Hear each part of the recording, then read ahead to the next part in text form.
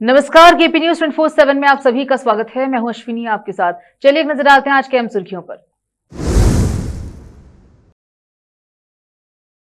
Trade यूनियनों की संयुक्त समिति और संयुक्त किसान मोर्चा जिला संयुक्त समिति ने एक बड़ा विरोध प्रदर्शन किया।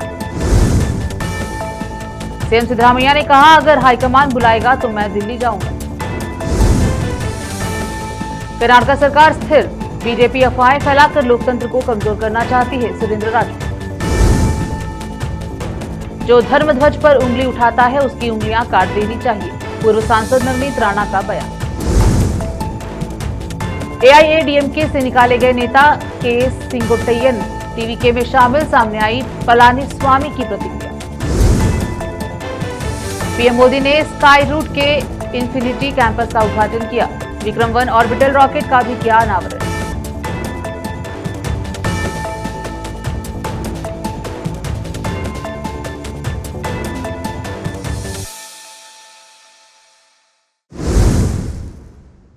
समाचारों का सिलसिला शुरू करते हुए देखते हैं समाचार विस्तार से।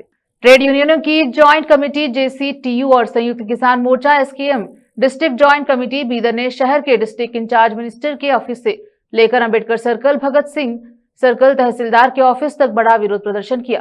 उन्होंने मांग की है कि केंद्र सरकार बीज बिल 2025 और 4 लेबर कोड वापस ले और माननीय तहसीलदार के जरिए माननीय मुख्यमंत्री को एक पिटीशन दी जाए। इस मौके पर ऑल इंडिया किसान सभा के state wise president Baburao Hona, district president Nazir Ahmed Chondi, taluka president MD Qamar Patel, Karnataka state stone quarry workers association के president MD Shafayat Ali, Dalit rights movement के district president Jayshil Kumar, Karnataka state Anganwadi workers and helpers federation के district president Mallikarjun Swami, Chandrakala women's union की डिस्ट्रिक्ट प्रेसिडेंट शीला सागर और दूसरे लोग मौजूद रहे। कैमरामैन पपुराज का कवरेज।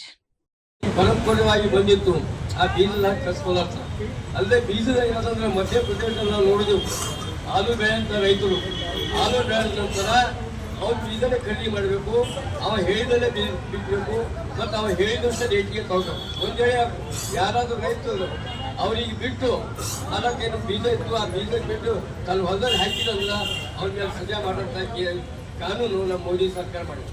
ಈ ಮೋದಿ ಸರ್ಕಾರ ಏನದಂದ್ರೆ ಓನ್ಲಿ ಇಬ್ಬರ ಮೇಲೆ ನಡೆದು ಎರಡರ ಮೇಲೆ ನಡೆದ್ರಿ. ಮೋದಿ ಸರ್ಕಾರ ಅಂಬಾನಿ ಮತ್ತು ಅದಾನಿಗೆ ಎಷ್ಟು ಭೂಮಿ ಕೊಟ್ಟದ್ದು ಈಗ ಆಲ್ರೆಡಿ ಬಿಹಾರದಲ್ಲಿ 1050 ಎಕರೆ ಭೂಮಿ ಕೊಟ್ಟದ. ಅದೇ ರೀತಿ ರಾಮದೇವ್ಗೆ ಎಷ್ಟು ಕೊಟ್ಟಿದ್ದಾರೆ, ರಾಮದೇವ್ಗೆ ಎಷ್ಟು ಕೊಟ್ಟಿದ್ದಾರೆ ಭೂಮಿ 900 ಎಕರೆ ಹರಿಯಾಣ ಕೊಟ್ಟಿದ್ದಾರೆ. ಹೀಗಾಗಿ ಭೂಮಿಯನ್ನು ನಮ್ಮ ಕೈಯಲ್ಲಿತ್ತು, ಆ ಭೂಮಿ ಇದ್ದರೆ ಮಾತ್ರ ನಾವೆಲ್ಲ ಊಟ ಮಾಡ್ಬೋದು. ಅಲ್ಲದೆ ಫಾರಿನ್ ಕಂಪ್ನಿಗಳು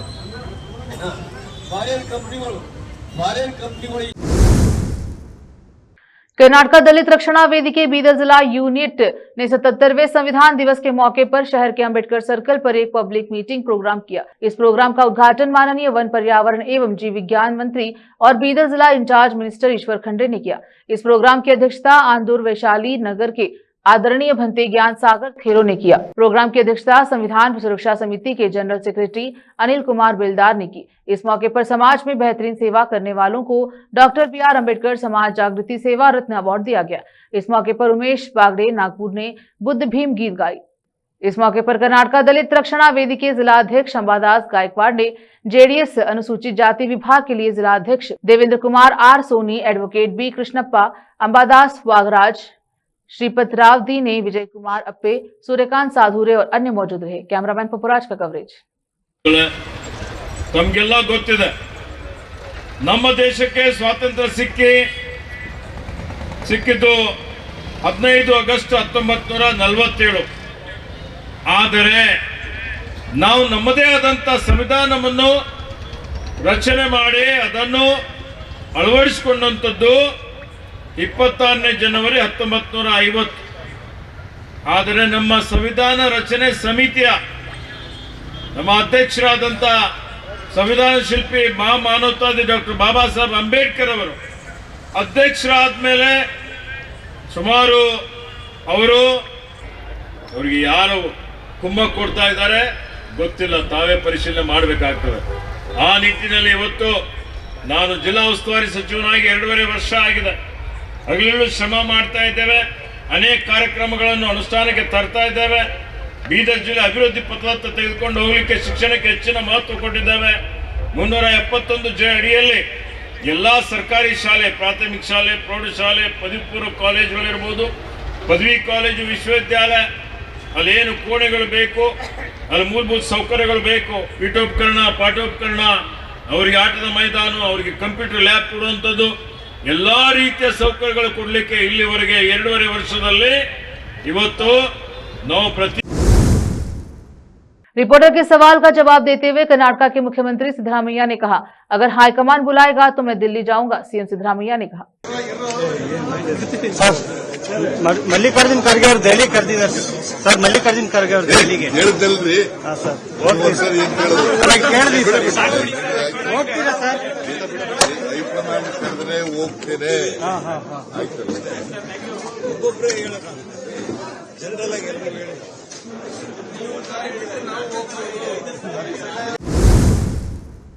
आईएएस अधिकारी महंतेश बिलगी की एक कार दुर्घटना में मृत्यु हो गई और घटना के बाद जेवर्गी पुलिस स्टेशन में कार चालक के खिलाफ प्राथमिकी दर्ज की गई। महंतेश बिलागी के रिश्तेदार बसवराज कमराडगी की शिकायत के आधार पर कार चालक अरोकिया एंथनी राजा के खिलाफ धारा 281, 225A, 225B, 106 BNS के तहत एफआईआर दर्ज की गई है। शिकायत में आरोप लगाया गया है कि दुर्घटना लापरवाही से गाड़ी चलाने और तेज गति के कारण हुई। महंतेश एक शादी समारोह में कार से जा रहे थे।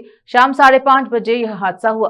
कार पूरी तरह क्षतिग्रस्त हो गई। महंतेश बिलगी के चाचा के बेटे इरन्ना बिलगी, शंकर बिलगी और उसके दोस्त इरन्ना सरसांगी की इस हादसे में मौत हो गई है। हादसे में कार सड़क किनारे एक पुल से टकरा गई और 4-5 बार पलट गई। कार पलटने से 2 लोगों की घटनास्थल पर ही मौत हो गई, जबकि आईएएस अधिकारी महंतेश ने अस्पताल में दम तोड़ दिया। बेलगावी जिले के रामदुर्गा निवासी वीरन्ना के बेटे अनिल को मंगलवार शाम 6 बजे एक फोन आया, जिसमें बताया गया कि ड्राइवर की तेज गति के कारण यह हादसा हुआ। उन्होंने ड्राइवर के खिलाफ कार्यवाही की मांग की है। इसी बीच हादसे में ड्राइवर भी घायल हो गया और उसका अस्पताल में इलाज चल रहा है। ड्राइवर ने पुलिस को दिए बयान में बताया कि सड़क पार कर रहे एक बाइक सवार को टक्कर मारने से बचने की कोशिश में उसने गाड़ी पर से नियंत्रण खो दिया। बताया जा रहा है कि ड्राइवर फिलहाल अस्पताल में पुलिस हिरासत में है। रोकते हैं समाचारों का सिलसिला, लेते हैं छोटा सा ब्रेक।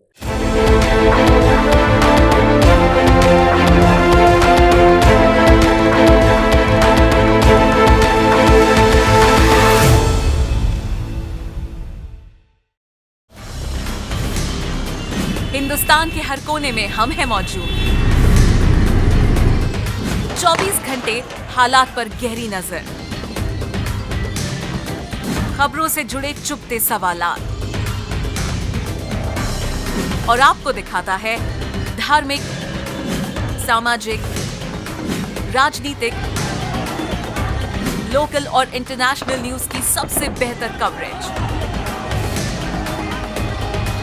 जो आपको रखती है हर पल बाखबर। देश और दुनिया भर की खबर के लिए देखते रहें केपी न्यूज 24/7।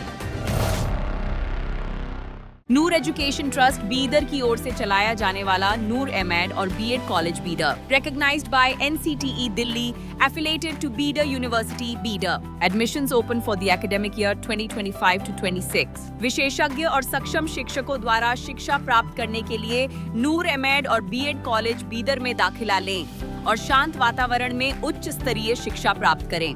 बीदर शहर में बेहतर शिक्षा का एकमात्र केंद्र नूर एमएड और BEd college Bidar. For more details contact Noor colony near horticulture centre, Halatgiri के Hyderabad road Bidar 585403 Karnataka India. Phone numbers 9945283920, 8050172745।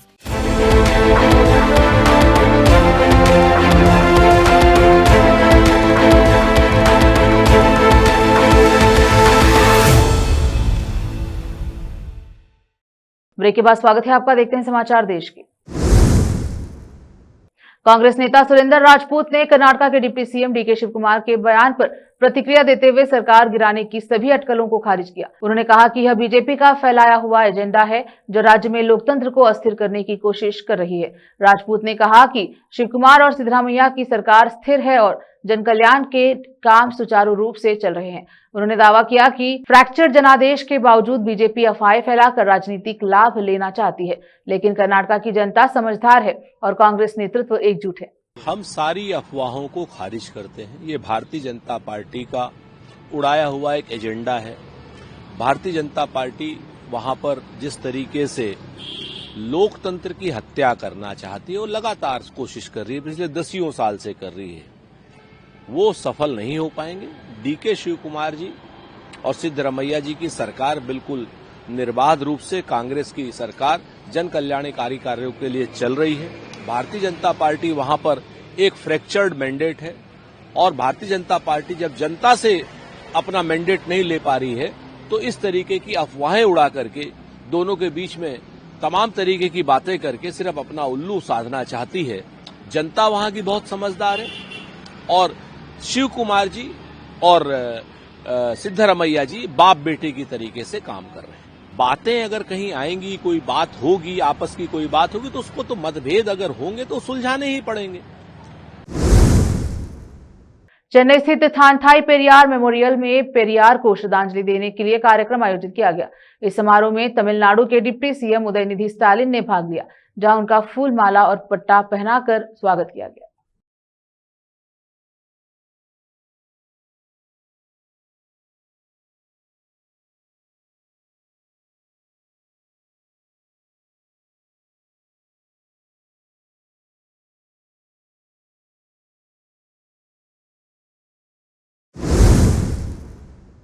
Maharashtra की अमरावती सीट से पूर्व सांसद और भारतीय जनता पार्टी की नेता नवनीत राणा अपने बयान को लेकर एक बार फिर से चर्चे में है।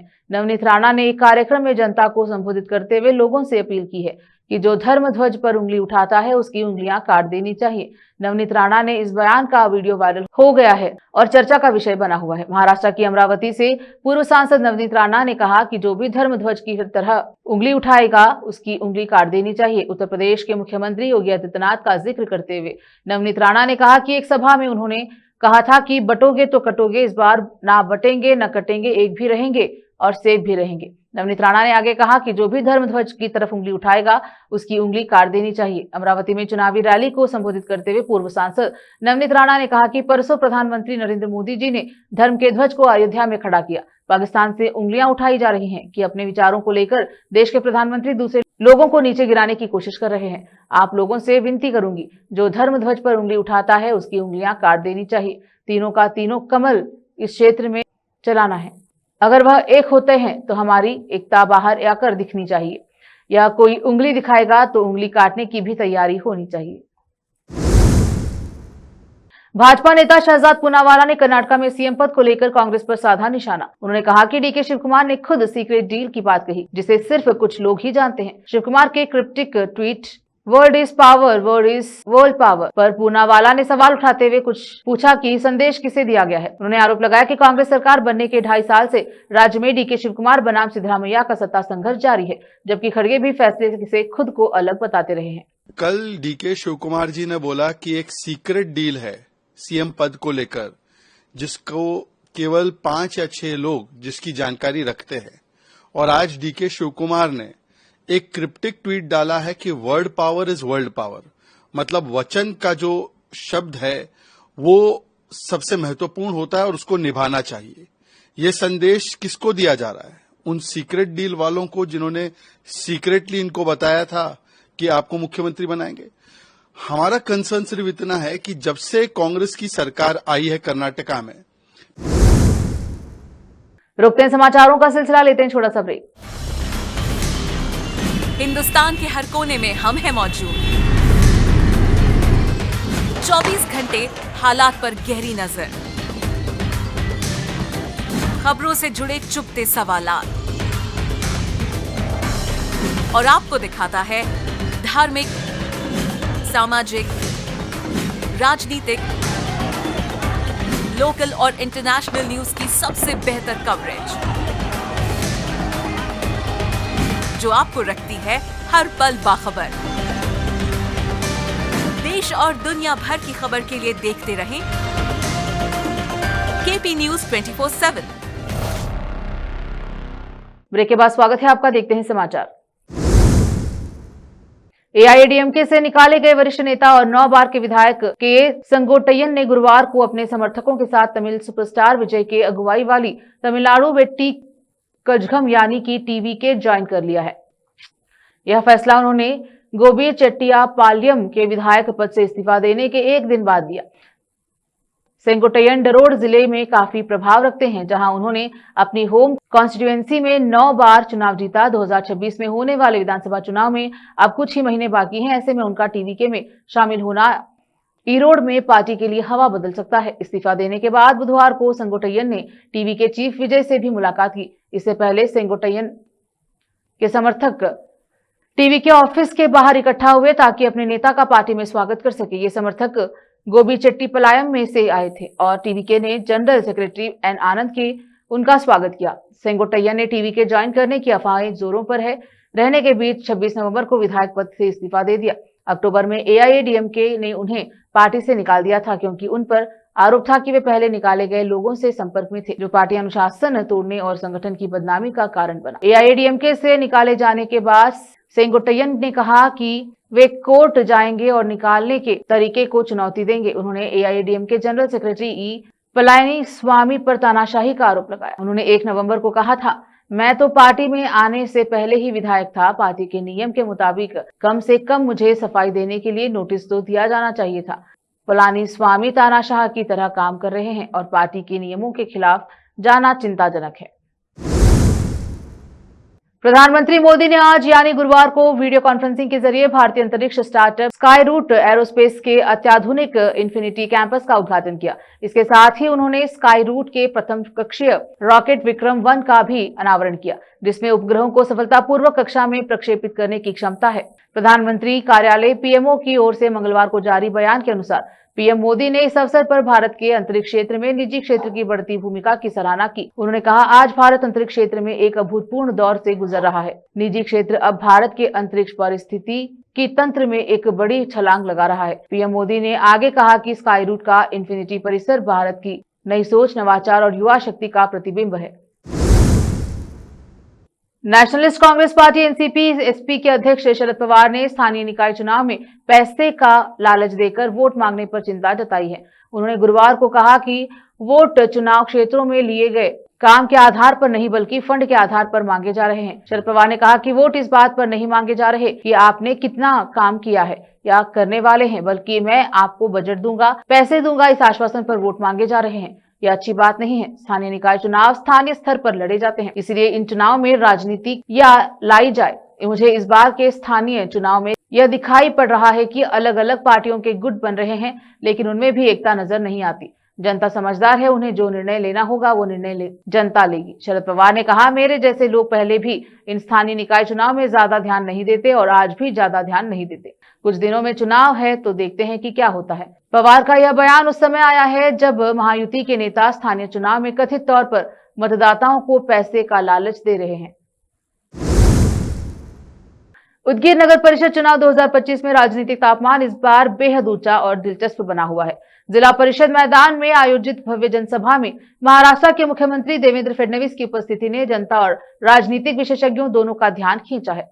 परंतु इस बार सभा में जो सबसे बड़ी चर्चा बनी हुई है यह थी कि मुख्यमंत्री ने अपनी जुबान को हिंदुत्व, धार्मिक भावनाओं या किसी समुदाय विशेष के खिलाफ शब्दों से पूरी तरह नियंत्रित रखा और केवल विकास, नगर परिषद की योजनाओं, सड़क, पानी, रोजगार, शिक्षा और उदगीर के भविष्य में मुद्दों पर ही भाषण केंद्रित किया।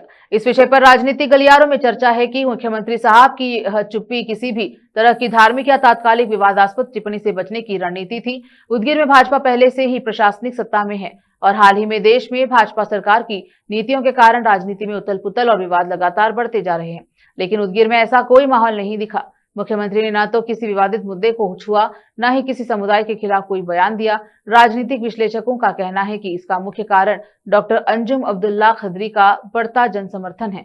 कांग्रेस की ओर से उम्मीदवार डॉक्टर अंजुम अब्दुल्ला खदरी ने उदगीर में अपनी पकड़ मजबूत कर ली है। महिलाओं, युवाओं और समाज के विभिन्न वर्गों में उनकी लोकप्रियता लगातार बढ़ रही है। उनके समर्थन और प्रभाव को देखकर भाजपा की रणनीति बदल गई है और उन्होंने अपने सबसे वरिष्ठ नेता मुख्यमंत्री देवेंद्र फडणवीस को उदगीर भेजकर सभा का नेतृत्व करवाया। सभी ने मुख्यमंत्री के विकास और नगरपालिका सुधारों के मुद्दे पर जोर दिया जिससे यह संदेश गया कि उनका मकसद केवल प्रशासनिक और विकास कार्यों को प्रमुखता देना है। राजनीतिक गलियारों में यह चर्चा भी तेज है कि भाजपा इस बार उदगीर में सीधे तौर पर धार्मिक कार्य या हिंदुत्व को लेकर कोई मोर्चा नहीं लेना चाहती, क्योंकि डॉक्टर अंजुम अब्दुल्ला खदरी को मिल रहे अप्रत्याशित जन समर्थन और विभिन्न सामाजिक वर्गों की भागीदारी ने उनकी जीत को संभावना बढ़ा दी है। उदगीर की जनता ने इस सभा में भारी संख्या में भाग लिया। मंच पर नेताओं की मौजूदगी और अनुशासित व्यवस्था ऐतिहासिक कार्यक्रम बना दिया। भाजपा के वरिष्ठ नेता चुप्पी साधकर विकास पर जोर देते रहे, जबकि कांग्रेस उम्मीदवार डॉक्टर अंजुम अब्दुल्ला खदरी लगातार जनता के बीच पहुंच बनाए रहे हैं। मौलाना नौशाद कासमी की रिपोर्ट। अहमदपुर नगर परिषद चुनाव 2025 की चुनावी सरगर्मी अब अपने चरम पर है और इसी अभियान के अंतर्गत अचिंत बहुजन अघाड़ी के नगर अध्यक्ष पद के अधिकृत उम्मीदवार मोहम्मद सैयद साजिद भाई के समर्थन में अहमदपुर में एक विशाल भव्य और ऐतिहासिक जनसभा का आयोजन किया गया, जिसने पूरे क्षेत्र का राजनीतिक माहौल बदल दिया। सभा में उमड़ी भूतपूर्व भीड़ के स्पष्ट कर दिया कि किसी दिखावे, पैसे या प्रलोभन का परिणाम नहीं, बल्कि सैयद साजिद भाई की समाज के प्रति वर्षों से चली आ रही निष्ठावान सेवा, ईमानदारी, संघर्ष, सादगी, न्यायप्रियता और सद्भावना, नेतृत्व की कमाई हुई पूंजी। भीड़ उन हजारों लोगों की आवाज थी जिन्हें वर्षों तक महसूस हुआ उनके लिए बोलने वाला, लड़ने वाला और सच्चे अर्थों में जनसेवा करने वाला कोई अपना नेता मिल गया है। सैयद फारूक अहमद एवं लातूर जिला अध्यक्ष मोहम्मद सैयद सलीम, उनके साथ संगठन के अनेक वरिष्ठ पदाधिकारी, कार्यकर्ता, सामाजिक कार्यकर्ता, शिक्षाविद, उद्यमी, किसान नेता, महिला संगठन प्रतिनिधि, युवा नेता, विभिन्न समाजों के सम्मानित नागरिक बड़ी संख्या में उपस्थित रहे।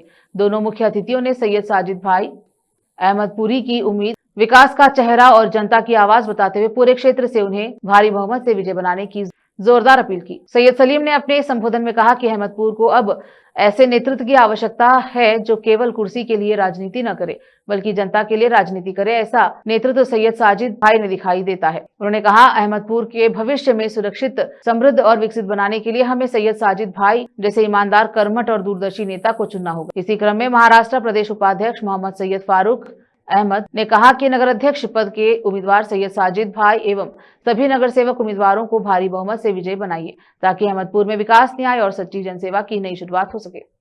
सैयद साजिद पूर्व में राष्ट्रवादी कांग्रेस पार्टी के महाराष्ट्र सचिव पद पर कार्यरत रहे, लेकिन जब पार्टी ने जनता की समस्याओं और उनके द्वारा किए गए कार्यों को नजरअंदाज किया तथा उन्हें संगठन में उचित सम्मान नहीं मिला, तब उन्होंने सिद्धांतों और जनता की आवाज को प्राथमिकता देते हुए वंचित बहुजन अघाड़ी का हाथ थाम लिया और प्रकाश अंबेडकर की विचारधारा से प्रेरित होकर उन्हें बदलाव की इस लड़ाई को एक नई दिशा दी। उनका कहना है कि राजनीति सत्ता के लिए नहीं बल्कि समाज के लिए होनी चाहिए और यही उद्देश्य लेकर वे आज नगर अध्यक्ष पद की लड़ाई लड़ रहे हैं। उनका संघर्ष सिर्फ विकास के लिए नहीं बल्कि न्याय और मानवता के लिए भी रहा है।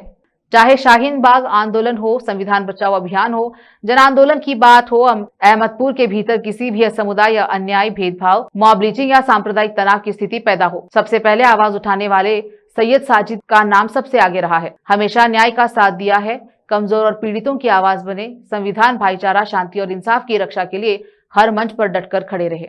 सभा में मौजूद हजारों लोगों ने महिला शक्ति, युवा, बुजुर्ग, किसान, व्यापारी, सभी समुदाय की भागीदारी के साथ संकेत दिखाते हुए एक ही आवाज में नारा किया, लड़ेंगे तो जीतेंगे, साथ चलेंगे तो रिकॉर्ड ब्रेक जीतेंगे। सभा स्थलों से लेकर गलियों तक, चौपालों से लेकर सोशल मीडिया तक हर जगह एक ही चर्चा थी, अहमदपुर को ईमानदार नेता चाहिए, ऐसा नेता जो किसी रसूख, दबाव या राजनीतिक स्वार्थ के आगे न झुके, और ऐसे नेता के रूप में जनता ने सैयद साजिद को स्वीकार कर लिया है। यह चुनाव केवल राजनीतिक मुकाबला नहीं बल्कि सेवा बनाम सत्ता, ईमानदारी बनाम अवसरवाद और विकास बनाम खोखले वादों की लड़ाई बन चुका है। बदलते हुए माहौल ने स्पष्ट कर दिया है, अहमदपुर का जनमत इस बार जज्बे, न्याय, विकास, पारदर्शिता और जनता की असली आवाज के पक्ष में है। सभा के अंत में उपस्थित नागरिकों के संकल्प लिया कि वे अहमदपुर नगर परिषद को सक्षम, पारदर्शी, न्यायप्रिय, जवाबदेह और जनसेवा पर आधारित परिषद बनाने के लिए भारी बहुमत से सैयद साजिद को विजयी बनाए। अहमदपुर का फैसला साफ है, इस बार सेवा, ईमानदारी और विकास के नाम पर साजिद भाई नगर अध्यक्ष बनेंगे। मौलाना नौशाद कासमी की रिपोर्ट। फिर से एक नजर आज की सुर्खियों पर। ट्रेड यूनियनों की संयुक्त समिति और संयुक्त किसान मोर्चा जिला संयुक्त समिति ने एक बड़ा विरोध प्रदर्शन किया।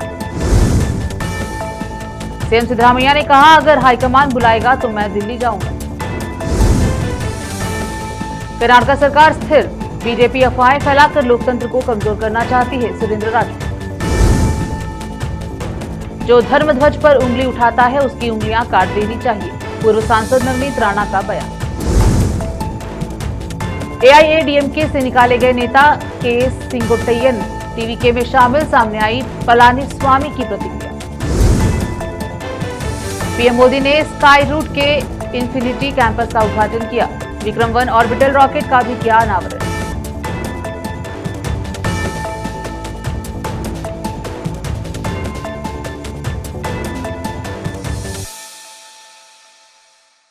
केपी न्यूज के बुलेटिन में अब तक के लिए इतना ही। देखते रहे केपी न्यूज 24/7। अन्य जानकारी के लिए चैनल को लाइक और सब्सक्राइब जरूर करें। धन्यवाद।